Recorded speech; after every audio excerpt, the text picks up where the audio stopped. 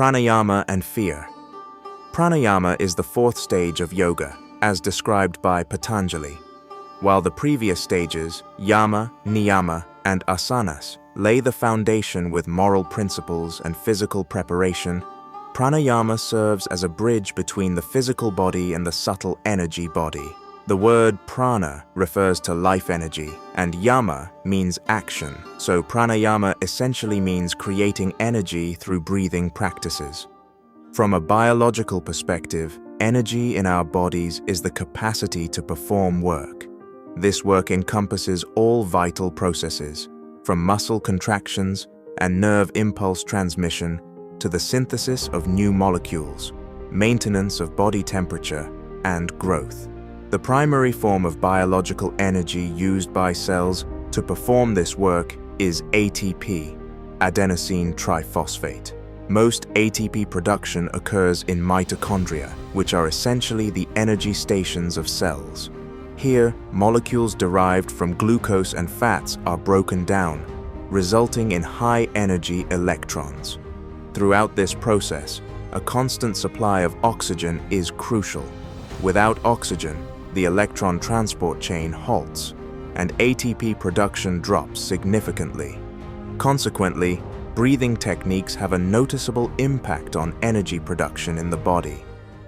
For instance, the Ujjayi breath, used in vinyasa schools during practice, enhances gas exchange in the alveoli of the lungs, leading to better oxygen saturation in the blood. Oxygen-rich hemoglobin is then delivered more efficiently to tissues and cells, where mitochondria can use it in cellular respiration. Additionally, slow and deep breathing helps maintain a more stable level of carbon dioxide, playing an important role in regulating breathing and blood flow. This pranayama pairs very well with the intense and energy-consuming practices in Ashtanga yoga. Besides improving oxygen saturation, Ujjayi helps maintain a smooth, continuous rhythm, linking each pose with a specific breathing cycle. Another key feature of Ujjayi is a slight narrowing of the muscles in the back of the throat, creating a steady sound on the inhale and a softer, quieter sound on the exhale. Inhalations and exhalations should be even, smooth, and of the same duration, with breathing being deep yet relaxed. This method of breathing generates heat, gradually warming the muscles and joints, making them more pliable and ready for asanas. It reduces the risk of injury and also promotes better circulation. The monotone, gentle sound of Ujjayi breathing acts as an anchor for attention, helping to distract from extraneous thoughts and focus on bodily sensations and the rhythm of breath. When performing static asanas, another type of breathing is often used, Kapalabhati, commonly translated as fire breathing. This pranayama is one of the most energizing and cleansing practices in yoga. A key characteristic of Kapalabhati is the active, sharp, and short exhalation performed using the abdominal muscles. The movement of the abdomen should be inward and upward, resulting in a short and forceful exhale. After the sharp exhale, the abdominal muscles relax, and inhalation occurs passively, naturally filling the lungs. These forceful exhales and active diaphragm work stimulate the sympathetic nervous system, temporarily increasing oxygen consumption, which leads to the release of adrenaline and mobilization of internal resources. This results in a feeling of vitality, an influx of energy, and mental clarity. The key, and perhaps the most widely practiced, pranayama technique in yoga is nadi shodhana, or alternate nostril breathing. This technique aims to purify and balance the energy channels in the body, which in turn helps harmonize physiological and mental processes. The primary effect of nadi shodhana is related to balancing the sympathetic and parasympathetic nervous systems. Activation of the parasympathetic nervous system, associated with the left nostril, leads to increased production of acetylcholine. This neurotransmitter is responsible for slowing the heart rate, lowering blood pressure, stimulating digestion, and promoting general relaxation.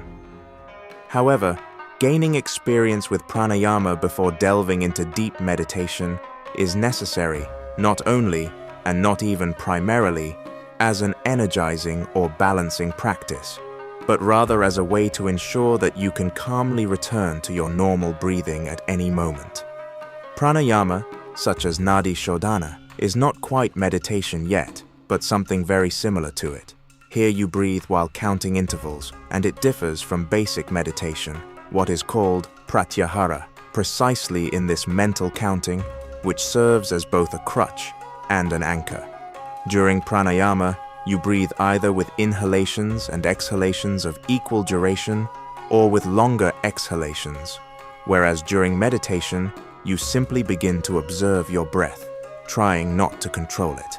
And the better you are at not interfering with this process, the slower and shallower your breathing becomes. This is a very delicate point. An inexperienced yogi's nervous system is not accustomed to the states of deep relaxation induced by slow breathing, and their brain does not perceive these physiological changes as safe.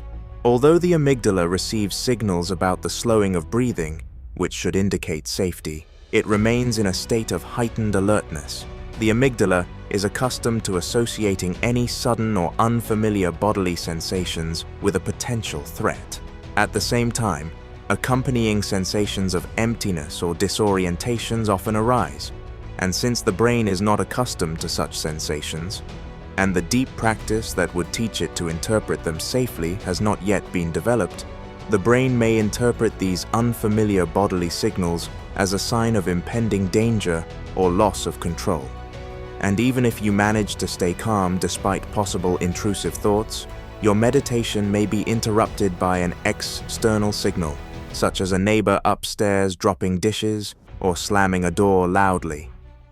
The brain, having begun to adapt to slower breathing and the sensations associated with it, experiences such an abrupt return to a more active state.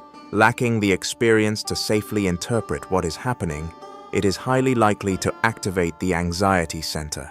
At this point, there is a high probability of a panic attack occurring, accompanied by a rapid heartbeat and hyperventilation. The brain mistakenly interprets this state as a lack of air, even though it is caused not by a lack of oxygen in the blood, but rather by the excessive expulsion of carbon dioxide. And when, in this situation, a person begins to try to breathe forcefully, and this does not help, fear and anxiety intensify, completing the vicious cycle of a panic attack. In this situation, you simply need to take a deep breath. A conscious and controlled deep exhalation, as part of your usual breathing technique, engages the prefrontal cortex, the part of the brain responsible for planning, decision-making, and self-control. The prefrontal cortex begins to signal to the fear center that the situation is under control and there is no immediate threat. This reduces the hyperactivity of the amygdala. The respiratory center gets the green light to return to a normal, calm breathing rhythm, eliminating the chaotic and shallow breathing associated with panic. You feel relief, especially at the moment when your breath begins on its own, easily and effortlessly. It is a very sweet sensation, especially in contrast to your previous state, and your confidence in the reliability of these systems grows. Of course, you may not experience a panic attack even if you are abruptly pulled out of deep meditation, but you should have developed the tools to cope with it. This is an extreme manifestation of fear, but other unusual states, such as derealization and depersonalization, occur quite frequently during meditation practice. It is important to understand that in the context of meditation, these experiences are a neutral phenomenon of altered consciousness caused by a decrease in the activity of the brain's default mode network, which is responsible for self-referential thinking, mind-wandering, and reflections on the past and future. When the default mode network quiets down, the usual sense of a continuous self, linked to personal history and the external world, disappears. This can lead to a sense of depersonalization, that is, detachment from oneself, or derealization, when the world feels less personal and more distant. This is not a pathology, but the result of changes in habitual neural connections. However, when external sensory stimuli are minimized during meditation, begins to perceive stimuli from the interoceptive system in a new way. Internal sensations begin to seem sharper and more vivid, which triggers a sense of unnaturalness and a desire to disconnect from what is happening, similar to what occurs during trauma or a panic attack. This happens when the intensity of an inner experience does not match your current mental state. This is a temporary mismatch, and the mind adapts to new states fairly quickly. Your task here is to develop a pranayama practice as a preliminary stage before deep immersions into meditation, until the state where returning to your breath becomes as habitual and natural as possible, and the thought that you are breathing wrong no longer occurs to you, since you have thoroughly studied this process. During your practice, you will likely have to face your fears and phobias. They have accumulated in sufficient quantity over your previous life, but it is important to understand that these are merely erroneous associations of safe or relatively safe stimuli with a serious threat. All fears, in one way or another, are rooted in a single fundamental instinct for survival that is inherent in all living beings. This is a highly reliable and high-priority innate program that allows us to instantly activate fight or flight mode, and fear is its emotional companion and the mechanism through which it is enacted. Normally, fear is a useful signal that warns of danger and mobilizes the body for defense. However, in the modern world, this survival mechanism often becomes a maladaptive function.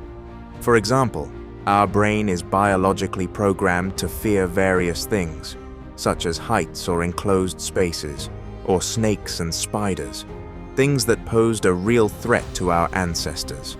And these programs are very often projected by the brain onto situations where the real danger is vanishingly small or extremely insignificant, such as a fear of elevators, which of course, in theory, could fall from the 10th floor. But for that to happen, all the steel cables holding it up would have to snap at once, and the safety mechanisms that activate when the descent speed is exceeded would have to malfunction for some reason at that very moment. And the probability of that is about the same as if a construction worker left a brick on the edge of a roof. A strong wind blew up capable of dislodging that brick, and you happen to be walking by at that very moment. But probability is one thing. In the mind of someone with a phobia, the brain reacts as if their life were truly at risk. Ask someone who is afraid of the dark what the chances are that they'll encounter an alien monster or an ancient vampire in a dark room, and they'll take your words as a mockery. But standing on the threshold of a dark room, they will experience very real symptoms: a racing heart, dizziness, shortness of breath, which the brain, incidentally, will immediately interpret as signs of an impending catastrophe, a heart attack, or a stroke. This catastrophic thinking will intensify the fear, which in turn exacerbates the physiological symptoms, creating a vicious cycle.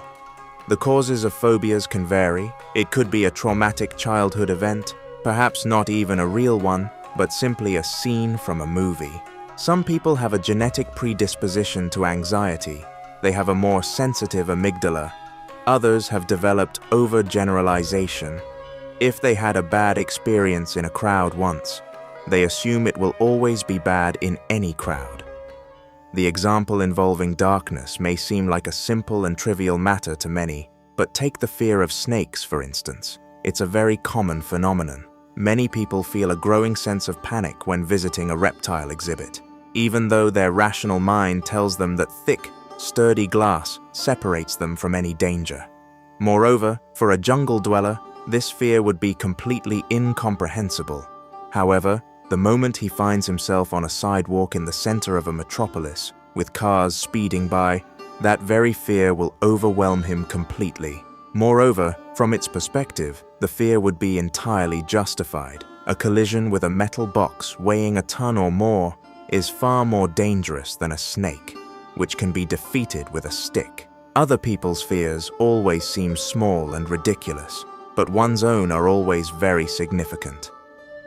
And it never hurts to have a backup plan in case a long-standing phobia surfaces from your subconscious.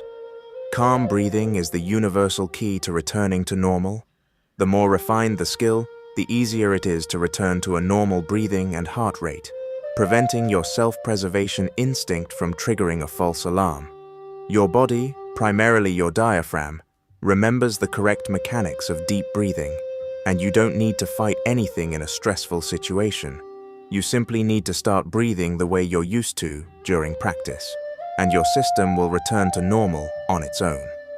This is not yet a cure, but it is already a highly effective remedy for relieving symptoms and a foundation for continuing the practice, in which observing your breath is one of the key elements.